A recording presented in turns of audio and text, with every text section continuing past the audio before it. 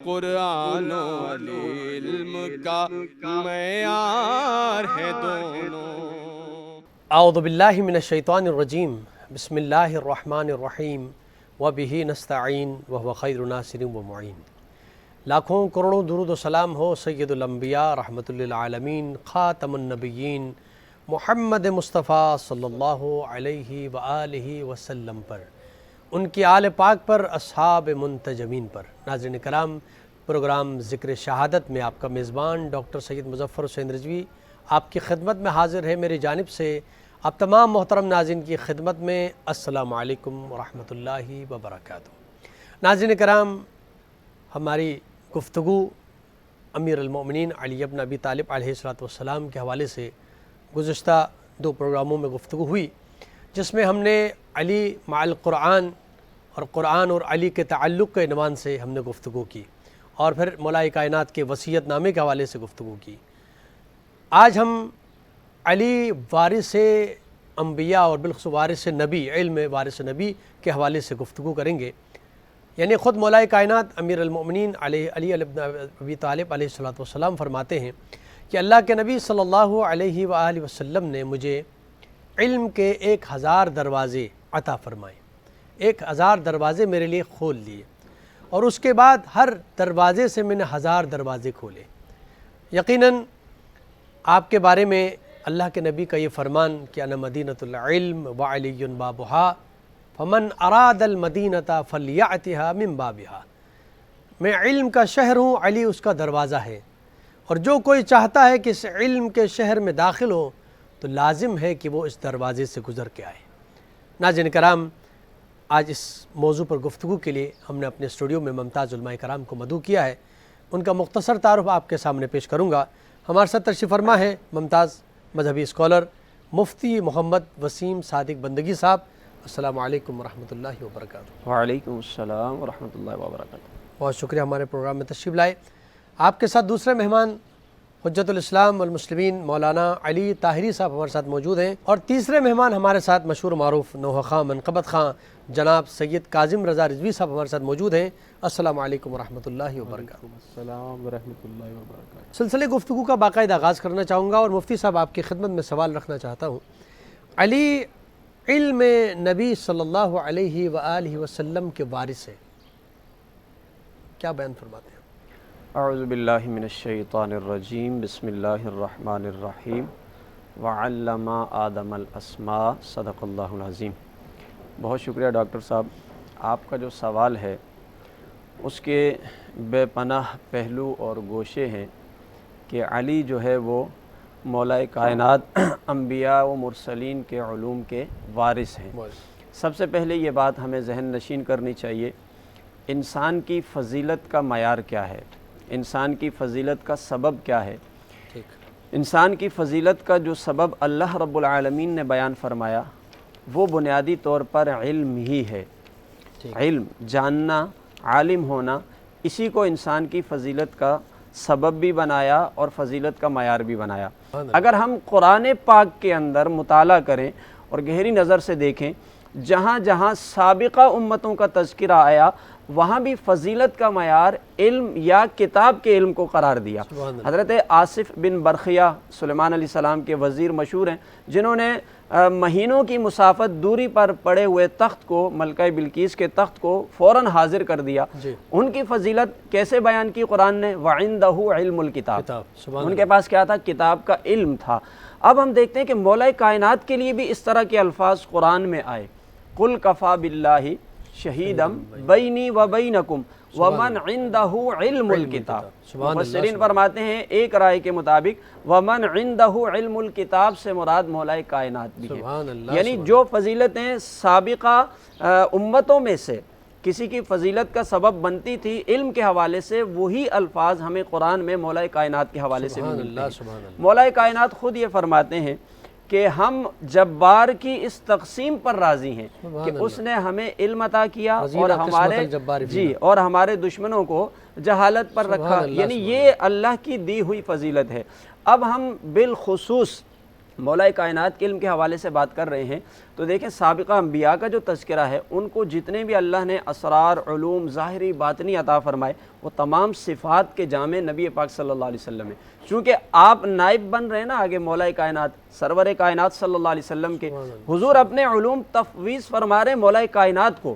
تو حضرت آدم علیہ السلام کو تو صرف اشیاء کے نام سکھائے گئے، لیکن یہاں سرور کائنات صلی اللہ علیہ وسلم کو ہر چیز کی حقیقت کا بھی علم عطا فرمایا، یعنی ظاہری اور باطنی بھی تمام علوم عطا فرمائے، اور حضور علیہ السلام نے پھر یہ علوم تفویض فرما دیے مولا کائنات کو، جس کا ابھی آپ نے تذکرہ بھی کیا کہ حضور نے فرمایا انا مدینۃ العلم وعلی بابھا۔ ایک روایت میں یوں آیا ہے فمن اراد العلم فلیأت الباب، جو علم کا ارادہ کرتا ہے اسے چاہیے کہ وہ دروازے کی طرف آئے۔ سبحان اللہ۔ ایک حدیث پاک میں فرمایا انا دار الحکمہ وعلی بابھا، حضور فرماتے ہیں کہ میں حکمت کا بھی گھر ہوں، علی اس کا دروازہ ہے۔ اب چاہے حکمت بھی علم کی ایک شاخ ہے، اب چاہے حکمت ہو، چاہے ظاہری علوم ہو یا باطنی علوم ہو، ان تمام علوم کا جو سرمایہ ہے اور ان تمام علوم کا جو منبع اور مرکز ہے وہ سرور کائنات صلی اللہ علیہ وسلم ہے، اور اس کا دروازہ مولا کائنات کو بنایا۔ میں قبلہ کی خدمت میں بھی یہی سوال رکھنا چاہوں گا، جہاں تک مفتی صاحب نے اس سلسلے کو روکا ہے اس سے آگے بڑھائیے گا کہ علی علم النبی کے وارث ہے۔ اعوذ باللہ من الشیطان الرجیم، بسم اللہ الرحمن الرحیم، الحمدللہ والصلاۃ علی اہلہ۔ بہت شکریہ آپ نے اس بابرکت پروگرام میں ہمیں شرکت کا موقع بخشا۔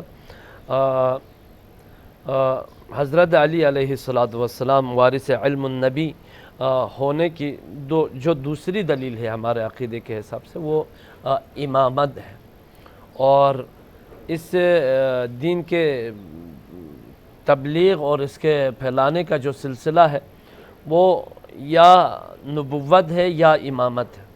تو چونکہ نبوت کا سلسلہ پیغمبر خاتم النبیین صلی اللہ علیہ وآلہ وسلم پر مکمل تھا، لہٰذا اس علم کے، اس دین کی حفاظت اور نگہبانی اور اس کی باریکیوں کی تشریح و تفسیر کے لیے کوئی ایسا جانشین ہونا چاہیے تھا جو اللہ کے رسول کے واقعی علمی جانشین ہو، تو اس کے لیے حضرت علی علیہ السلام کی زیادہ بابرکت کو ہی منتخب کیا۔ اور بہت سی روایات ہیں، کئی روایت کا حوالہ آپ نے دیا، مفتی صاحب نے بھی دیا، جیسے مدینۃ العلم کی ہے، مدینۃ الحکمت کی مثال ہے، اور اسی طرح پیغمبر اسلام صلی اللہ علیہ وآلہ وسلم سے وہ روایت بھی ہے کہ خود مولا متقیان نے فرمایا کہ میں اللہ کے رسول کے ساتھ اس طرح سے مل کر رہا جس طرح سے اونی کے ساتھ اونٹ کا بچہ رہتا ہے، اور پیغمبر اسلام نے علوم معنوی اور ظاہری و باطنی کو اس طرح مجھے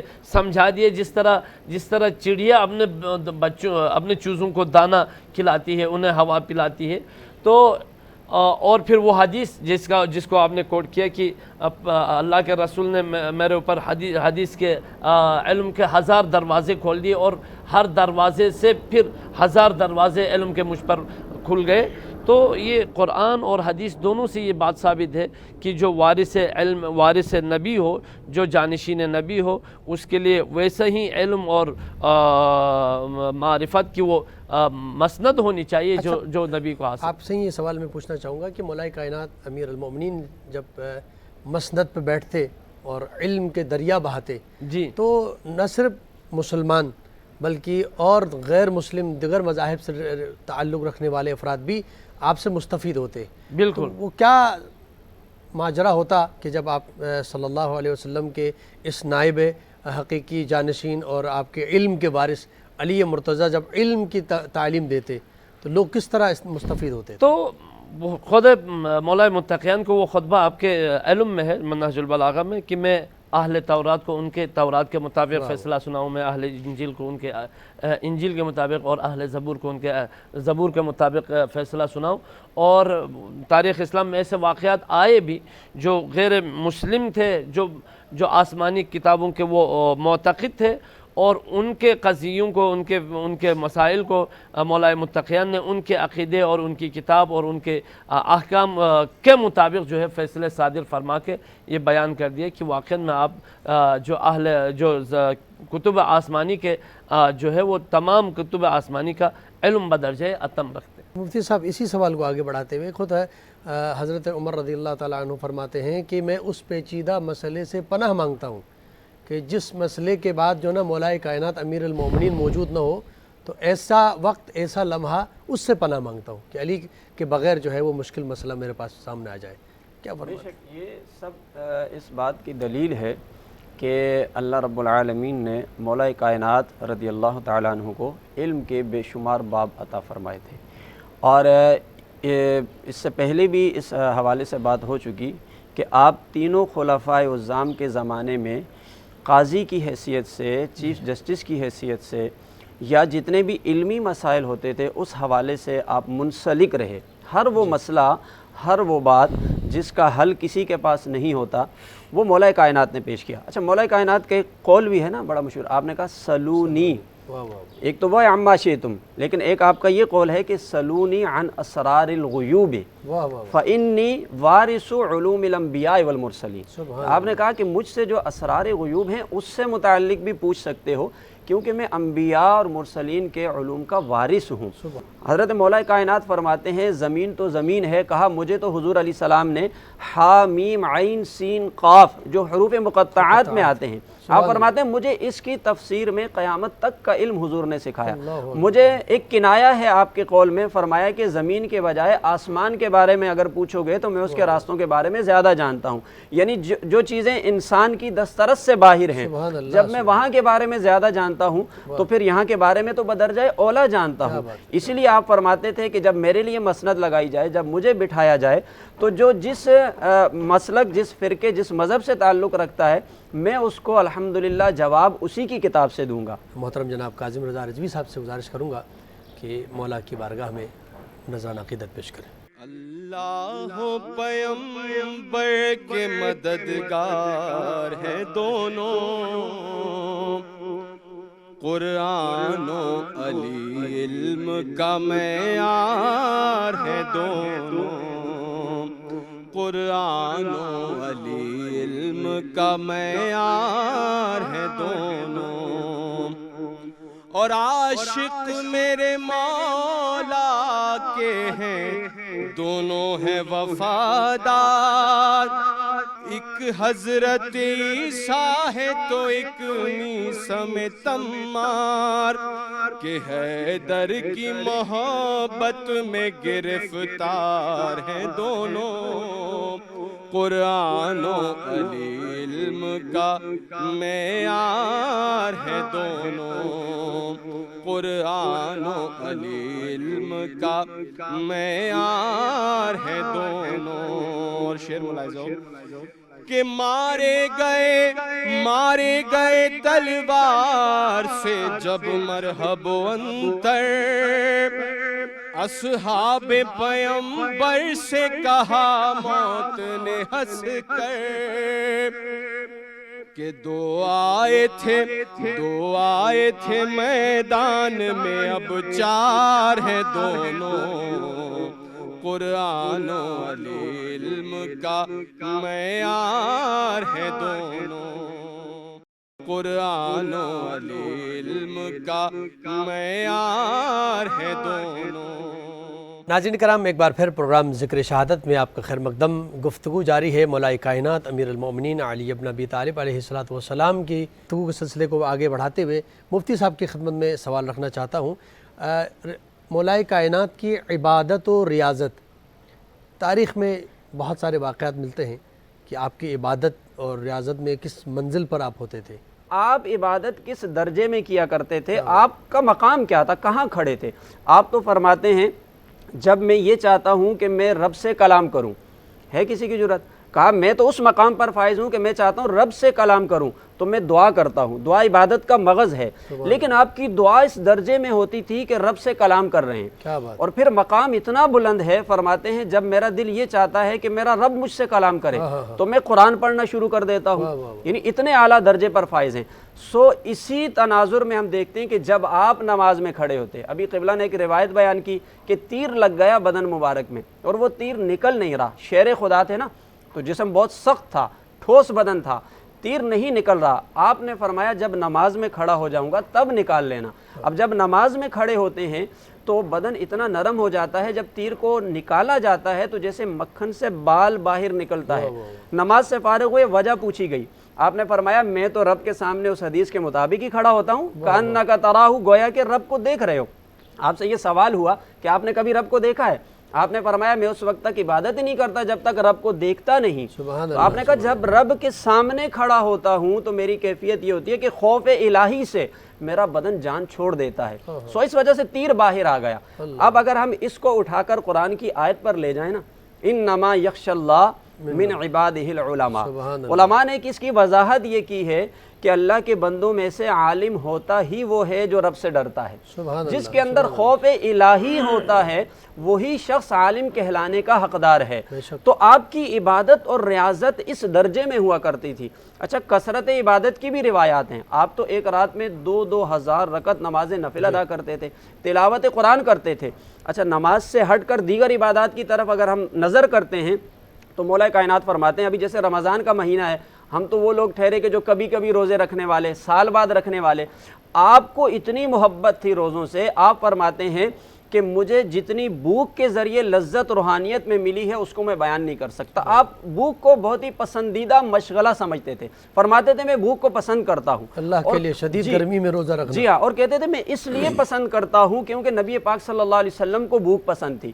تو آپ کبھی کبھی کے روزے نہیں رکھتے تھے، بعض روایات تو ہمیں یہ بتاتی ہیں کہ 2 دن 3 دن 5 6 دن 9 دن تک بغیر کچھ کھائے پیے روزہ رکھتے تھے۔ مولا کائنات تو وہ ہیں کہ جو منبع ولایت ہیں، مرکز ہیں، جہاں سے ولایت نے آگے پوری کائنات میں سلسلہ ہے بٹنے کا، تو اس لیے آپ تو ہمیشہ روزوں جیسی عبادت سے بھی بڑی محبت کیا کرتے تھے۔ جزاک اللہ۔ قبلہ آپ کی خدمت میں سوال رکھنا چاہوں گا، جتنی ولایتیں ظاہری دنیا میں ہیں وہ بھی کہہ رہے ہیں کہ ولایت نکلی ہی علی بن ابی طالب۔ بالکل بالکل، دیکھیں بہت سے علوم اور بہت سے علمی شاخوں کے مرکز جو ہے نا آپ تھے، چاہے وہ ولایت ہو، تصوف ہو، فصاحت ہو، بلاغت ہو، یہاں تک کہ جدید اگر سائنس یا جدید دنیا کی بات کریں، میتھمیٹک ہو، ان فصاحت و بلاغت ہے، علم النحو ہے، ان تمام چیزوں کی بنیاد جو ہے یہ آپ نے رکھی، اور یہ سلسلہ آج تک جو ہے جہاں تک یہ سلسلہ علوم کا پھیلا ہے آج بھی نسبت آپ کی طرف جاتی ہے۔ تو صرف ولایت کا نہیں ہے بلکہ بہت سے علوم اور عقیدہ، ہمارا تو عقیدہ یہی ہے کہ ہر حکمت اور ہر علم الہی کا جو مرکز و منبع ہے یا نبوت ہے یا امامت ہے، تو بس بات جا کے وہاں پر ختم ہوتی ہے۔ ہم نے اطاعت بھی انہی سے لینی ہے، معرفت بھی انہی سے حاصل کرنی ہے، علم بھی انہی کے در سے حاصل کرنا ہے، اور اپنی توفیق اور اپنے لیے توفیق اور روزی رزق کے لیے بھی انہیں وسیلہ بنانا ہے۔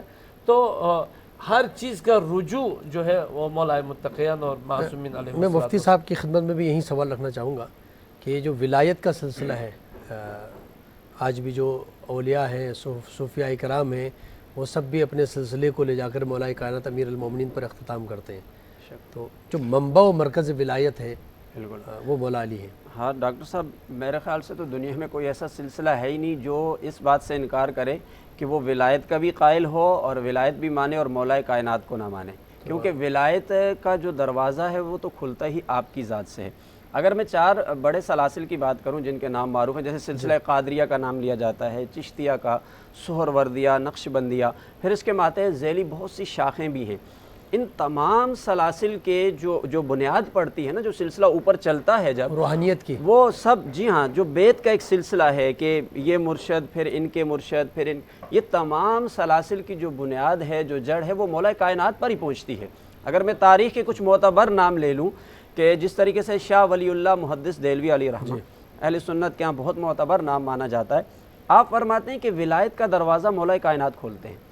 یعنی اگر کوئی یہ کہتا ہے کہ میں ولی بنوں یا بن گیا تو کہا کہ یہ دروازہ انہوں نے کھولنا ہے، ان کی مہر کے بغیر وہ اس شہر میں داخل نہیں ہو سکتا ہے۔ کیا بات۔ اور میں بلکہ بات کروں اسماعیل دہلوی کی، جنہوں نے صراط مستقیم میں اس حقیقت کو تسلیم کیا، انہوں نے بھی کہا کہ جتنی ولایت، قطبیت، یہ جتنی چیزیں ہیں یہ مولا کائنات کی وساطت سے ہی ملتی ہیں۔ حضرت شاہ عبدالعزیز محدث دہلوی علیہ رحمہ کمالات عزیزی کے اندر ان کا یہ واقعہ موجود ہے، اور آپ بھی اہل سنت کے اندر بہت معتبر نام ہے، اور مفسر قرآن بھی ہیں، آپ محدث بھی ہیں، اور روحانی سلسلے کے بہت بڑے بزرگ بھی ہیں۔ تو کمالات عزیزی کے اندر لکھا ہوا ہے ایک واقعہ، وہ فرماتے ہیں کہ میں نے خواب کے اندر مولا کائنات کی زیارت کی، یعنی یہ سلسلے روحانیت آپ کی ظاہری حیات تک محدود نہیں ہے، قیامت تک کے لیے ولایت سے منسلک ہے یہ چیز۔ فرماتے ہیں میں نے خواب میں مولا کائنات کو دیکھا تو مولا کائنات نے مجھ سے یہ فرمایا کہ ایک شخص نے ہمارے خلاف گستاخی کرتے ہوئے ایک کتاب لکھی ہے، تو مجھے وہ کتاب کا نام بتایا خواب میں، مجھے اس کا جو مصنف تھا اس کا نام بتایا، لیکن وہ کتاب لکھی ہوئی پشتو زبان میں تھی۔ تو انہوں نے عرض کی کہ میں تو پشتو زبان جانتا نہیں ہوں، مولا کائنات حکم دے رہے کہ اس کا جواب لکھو۔ تو فرماتے ہیں جب میں بیدار ہوا تو یہ حیران کن بات یہ ہے کہ آپ کے حکم سے مجھے وہ کتاب بھی ملی، اس کے مصنف کا بھی پتہ لگا، اور مجھے پشتو زبان بھی آ گئی، اور میں نے اس کا جواب تک بھی لکھ ڈالا۔ خود فصاحت میں بھی مولا کائنات کی ذات جو ہے، جیسے نہج البلاغہ کے خطبات ہیں جی ہاں، کہ آپ کے سامنے جب گفتگو ہوتی تھی اور آپ اپنے خطبات ارشاد فرماتے تھے۔ بالکل بالکل، مجھے وہ واقعہ یاد آ گیا کہ ایک مرتبہ جب گفتگو ہو رہی تھی بیٹھ کر، تو کسی نے جب یہی فصاحت و بلاغت اور کلام کی باریکیوں پر بات ہو رہی تھی، کہا کہ کوئی ایسا حرف، حروف تہجی میں سے کوئی ایسا حرف جو کلام کے لیے اتنا اہم ہو کہ اس کے بغیر کلام ہی نہ ہو سکتا ہو۔ تو سب نے مل کر ڈیسائیڈ کیا، جب غور کیا تو کہا الف۔ الف ایک ایسا لفظ ہے کہ اس کے بغیر جو ہے وہ کلام نہیں ہو سکتا، کوئی جملہ بن نہیں سکتا۔ فرماتے ہیں مولا کائنات وہاں موجود تھے۔ اب اللہ اکبر، مولا کائنات کی شان دیکھیں، آپ نے فی البدی اتنا بڑا خطبہ ارشاد فرمایا کہ جو 3 4 5 صفحات پر مشتمل ہے عربی کے اندر، اور اس پورے کلام کے اندر ایک بھی الف نہیں آیا۔ کیا مرتبہ تھا آپ کا، کیا آپ کا رتبہ، کیا فصاحت۔ یہی اسی طرح کے نہج البلاغہ کے اندر جو مولا کے خطبات ہیں، ایک پورا خطبہ جس میں نقطہ ہی نہیں ہے، بغیر نقطوں کا خطبہ، جیسے آپ نے فرمایا کہ الف کے بغیر کلام نہیں ہو سکتا۔ ناظرین کرام، لیکن مولا کائنات وہ کمال رکھتے تھے فصاحت و بلاغت میں کہ بغیر الف کے آپ نے پورا کلام ارشاد فرمایا۔ تو یہی مقام ہے مولا کائنات امیر المومنین کا۔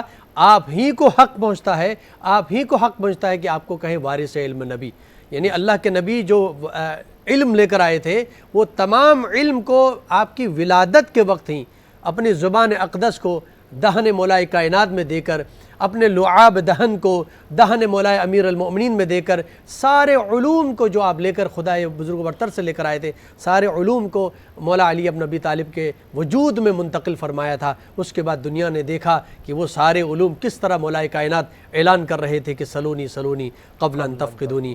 ناظرین کرام، پروگرام کا وقت ختم ہوا چاہتا ہے۔ میں اپنے معزز مہمانان گرامی حجت الاسلام مولانا علی طاہری صاحب، آپ کا بہت بہت شکریہ۔ مولانا مفتی محمد وسیم سعدی بندگی صاحب، آپ کا بھی بہت بہت شکریہ، بہت اچھی گفتگو فرمائی آپ لوگوں نے۔ اور میں جناب سید کاظم رضا رضوی صاحب، آپ کا بھی شکریہ ادا کروں گا، آپ تشریف لائے اور مولا کی بارگاہ میں اپنے خوبصورت کلام پیش کیا۔ ناظرین کرام، اپنے میزبان ڈاکٹر سید مظفر حسین رضوی کو اجازت دیجیے، اور آخر میں گزارش کروں گا جناب کاظم رضا رضوی صاحب سے کہ بارگاہ مولا کائنات میں کلام پیش کریں۔ روزہ دارو قیامت کے دن ہیں، تم سے چھٹتا ہے مولا تمہارا، روزہ دارو قیامت کے دن ہیں،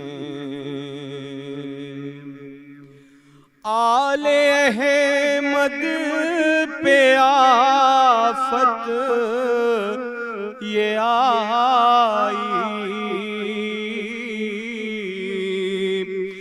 بے کسوں پہ قیامت ہے چھائی، اٹھ گیا سر سے ہے در کا سایہ،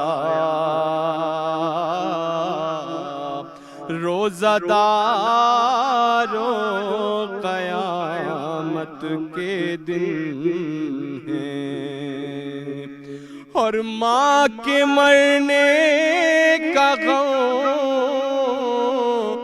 کم نہیں تھا، ایک کوہ علم اور ٹوٹا، سوگ میں گھر ہے زہرا کا سارا، روزہ دارو قیامت کے دن ہیں شب یہ 19ویں کیسی آئی خون میں ڈوبا محمد کا بھائی رو رہا ہے سحر کا ستارہ روزہ داروں قیامت کے دن ہیں ایسا رمضان آئے دوبارہ روزہ دار